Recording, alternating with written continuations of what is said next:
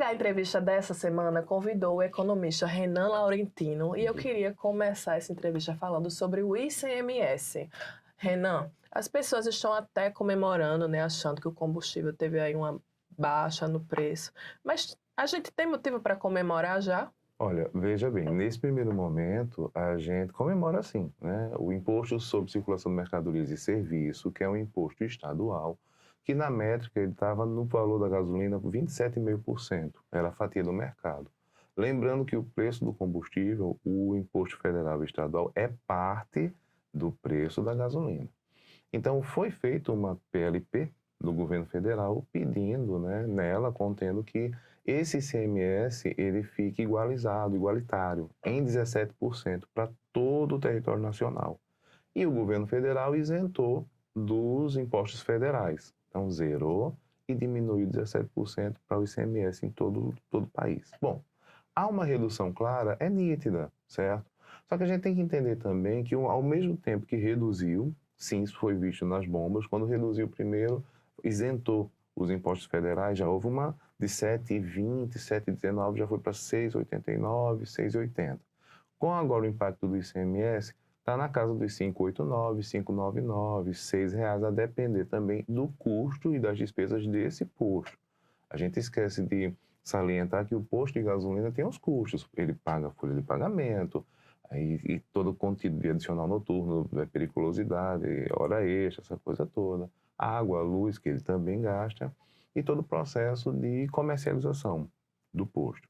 Então, tendo essa redução, é bacana. Num primeiro momento, a gente, de fato, comemora. Tanto que nas redes sociais, a gente abastecendo o carro, esborrando o tanque, uma total, né, descontrole. Mas a gente tem que lembrar que o preço da gasolina feito pela Petrobras, ele é ainda paridade internacional. Então é pelo barril internacional. E tem uma série de externalidades negativas, como diz na economia, que vai impactar para mais, né, esse valor do combustível, tanto diesel como gasolina. Certo. Você poderia explicar para as pessoas que não entendem bem essa questão, que está relacionado ao dólar, né? A gente, apesar de produzir o petróleo, a gente compra em dólar. Você consegue explicar para a gente como isso funciona? Sim, claro. É nítido que existe a Petrobras, ela é a maior empresa brasileira e o negócio dela é petróleo. Só que boa parte do nosso consumo ainda é adquirido do mercado internacional. Em 2016, a Petrobras, dentro de uma estratégia econômica, colocou as suas ações no mercado internacional, Nova York e Londres. E isso trouxe mais investidores, um movimento bacana. Mas estava contido ali que ela agora não iria instituir o preço sozinha.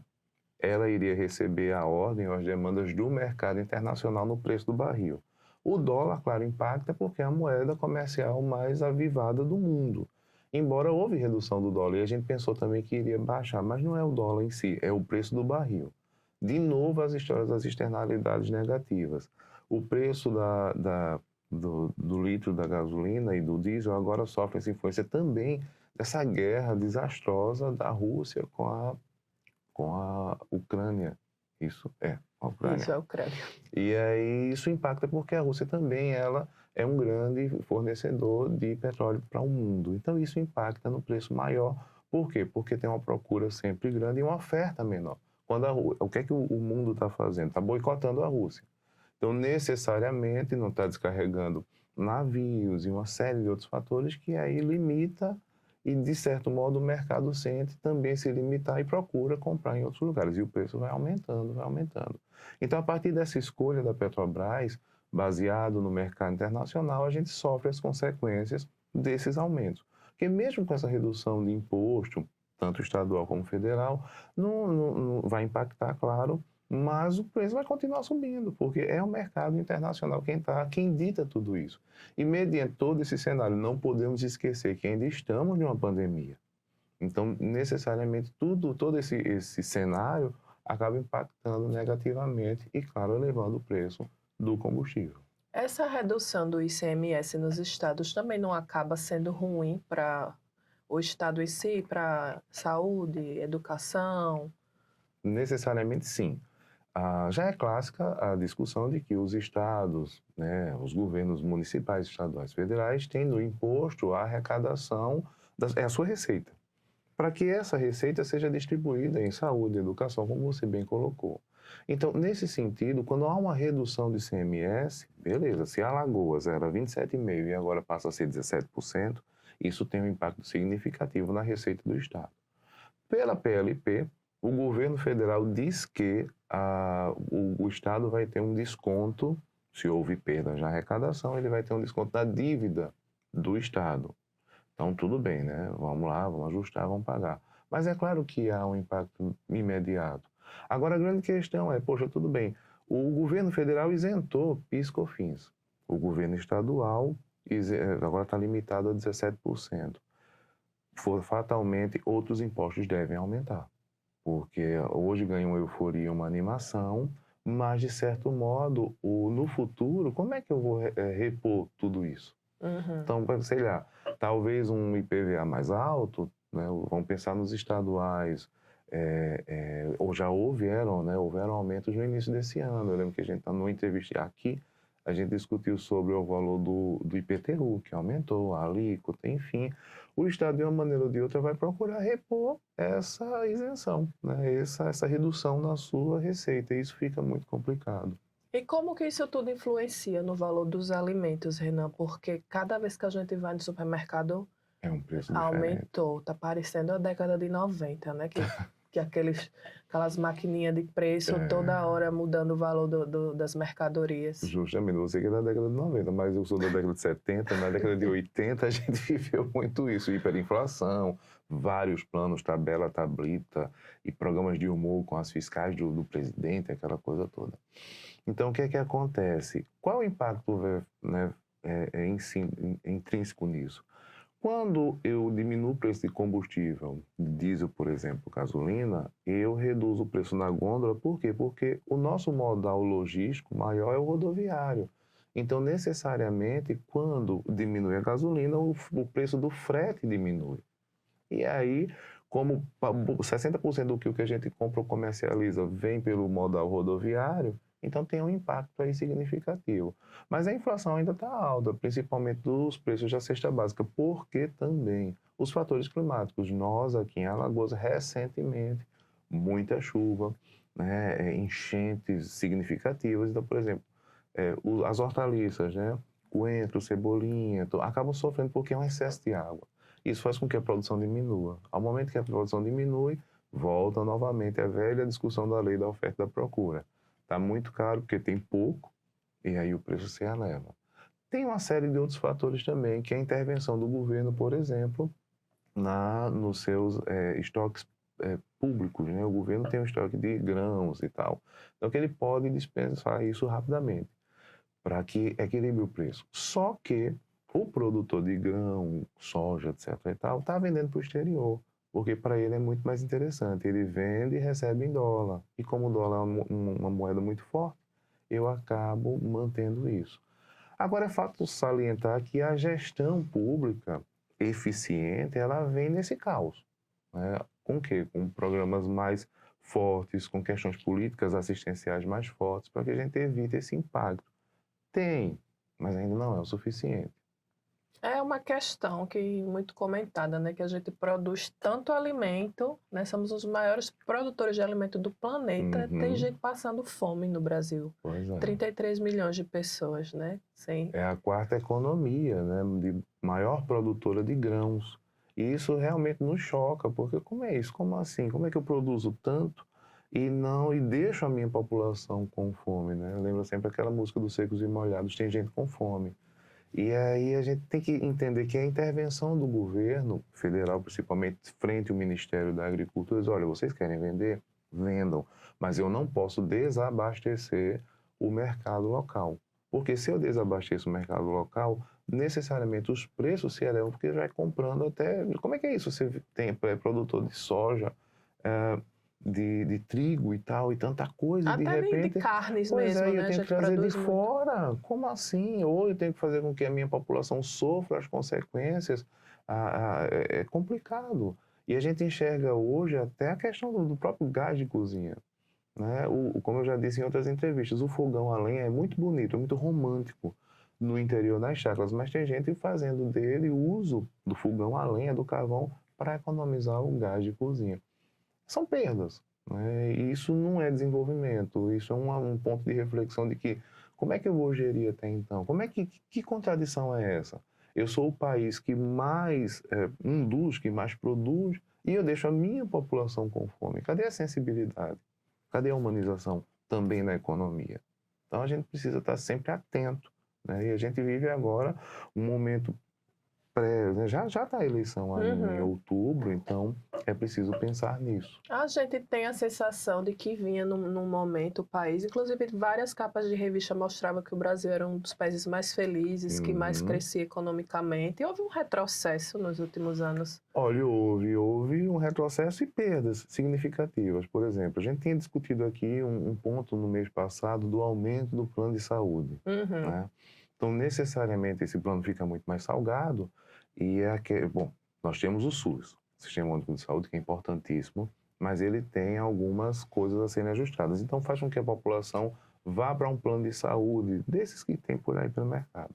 A partir do momento que ele elevou o valor da sua mensalidade, e dentro do fator crise, o que é que está acontecendo? As pessoas estão deixando de usar ou de pagar esse plano e correm para o SUS, o que sobrecarrega o SUS, o que sobrecarrega né, a saúde pública e o que deixa aquela família vulnerável. Houve uma perda. Né? Eu deixei de ter aquele plano de saúde adequado para mim e para minha família porque agora não dá mais. Outras perdas são essas questões do próprio gás de cozinha, voltar para cozinhar. Que é isso? Que retrocesso é esse? Isso é nítido que a economia não está bem. Quando a gente tem perda, você conquistou aquilo, você teve uma melhora na qualidade de vida.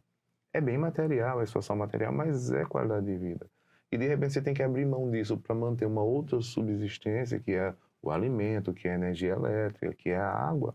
Então há perdas significativas. A gente não tem muito o que comemorar. A gente tem que refletir e pensar dentro dessa ótica pública o que é que pode ser feito de melhor. Mas compete a nós também, cidadãos, sociedade, a ficar mais atento, a prestar atenção nisso, a realmente, quando for no supermercado, reivindicar, olha, o preço está absurdo, isso não é bacana. Outra coisa, você tem que estar zanzando de atacadão, supermercado, feira livre, para tentar, né, trazer uma dignidade alimentícia para a sua família. Isso são perdas mesmo. E sobre os serviços básicos, como você citou, né? Água, luz, essa questão das privatizações, né? Que prometem que vai melhorar o serviço, diminuir os valores, mas a gente observa exatamente o contrário. O contrário. A gente tem bairros aqui em Alagoas que, para o abastecimento de água, estão passando semanas sem água. Vem um dia na semana com uma dada temporalidade e quem tem bomba d'água e consegue puxar, consegue, quem não tem fica à mercê, a própria operadora oferece carro-pipa para melhorar. Isso é uma total prova da incompetência, né? Até sendo um pouco agressivo, mas da estrutura precária. Então você você privatizou e você adquiriu, né? Você deu a concessão a uma empresa depois de todo um processo de concorrência e tal.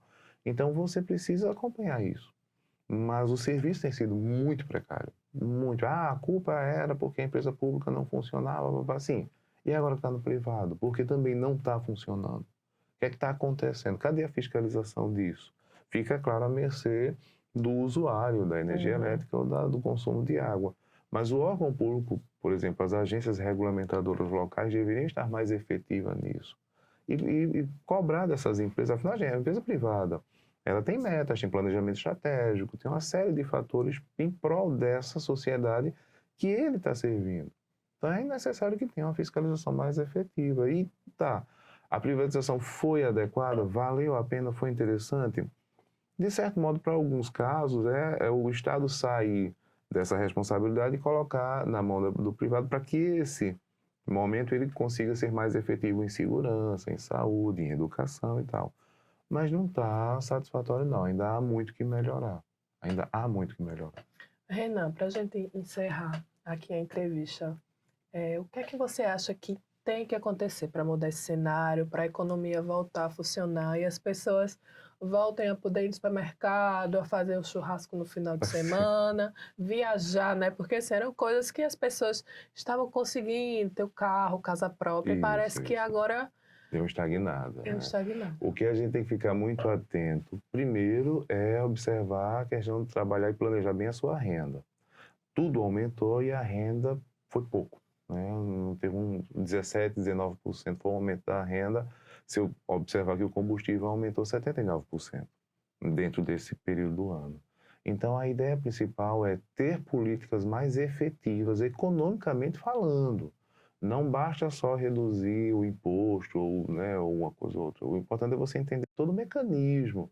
A gente tem que compreender a economia como um todo e olhar aquela visão 360 graus. Então, cada influência, cada situação que acontece para aquele setor, para aquele segmento, ele tem que ser amplo para todos. Então, gestão mais efetiva, né, com planejamento estratégico público adequado, fazer com que, porque numa crise os que têm menor renda sofrem mais.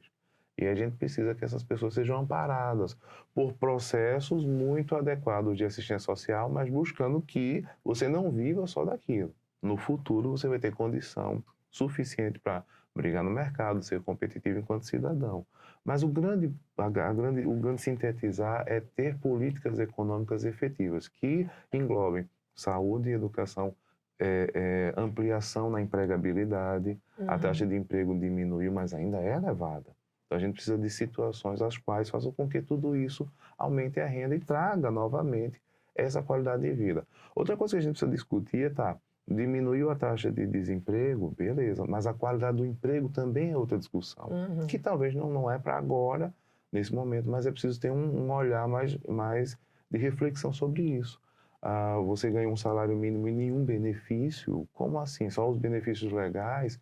Então é preciso olhar como um todo, né? Não basta só diminuir o imposto, é preciso entender todo o impacto desta sociedade que está sofrendo, que está tendo perdas e que a gente precisa, com políticas econômicas mais dinâmicas e efetivas, melhorar toda essa, né, esse IDH, né, esse Índice de Desenvolvimento Humano, não só do estado de Alagoas, mas do país como um todo. Renan, muito obrigada. Eu que agradeço. Pelo esclarecimento. E esse foi o TH Entrevista dessa semana.